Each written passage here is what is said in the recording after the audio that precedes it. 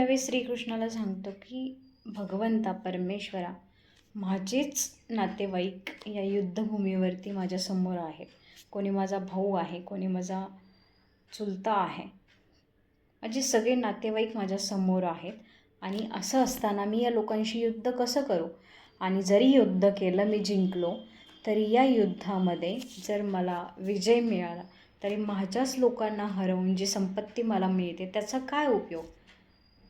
त्यावेळी भगवान श्रीकृष्ण सांगतात की ही सगळी लोक जी आहेत, जी आपतेष्ट नातेवाईक तुला वाटत आहे, ती तुझी नसून मी निर्माण केलेली सृष्टी आहे. आणि मी केवळ सांगतोय म्हणून हे युद्ध कर. सो आपल्याही आजूबाजूला, आपल्या आतमध्ये असे आपल्याला वाटतं की ह्या सगळ्या गोष्टी आपल्याच आहे. आपलेच नातेवाईक, आपलेच रिलेटिव्ह, आपल्या आतमध्ये असणारा द्वेष, अहंकार, ईर्ष्या आपल्याला इतके जवळचे वाटतात की असं वाटतं की यांना संपवून मी कशाला पुढे जाऊ.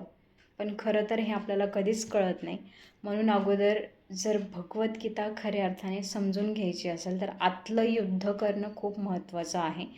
ज्यावेळी तुम्ही आतलं युद्ध, तुमचे जे नातेवाईक आहे, रिलेटिव्ज आहे, यांच्याशी पण तुम्हाला दिवसेंदिवस युद्धच करावं लागतं.